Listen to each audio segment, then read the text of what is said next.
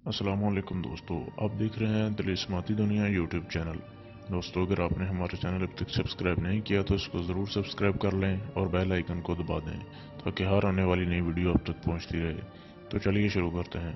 दोस्तों, आज मैं आपके लिए एक ऐसा मोहब्बत के लिए एक नहायत मुजरब और आसान अमल लेके आया हूँ जिससे कोई भी शख्स कर सकता है।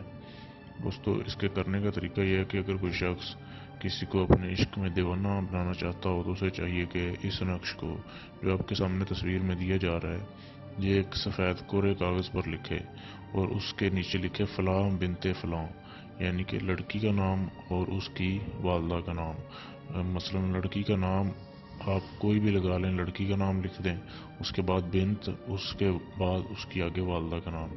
अगर आपको वालदा का नाम ना पता हो या कन्फर्म ना हो आपको, तो आप बिनते हवा भी लिख सकते हैं।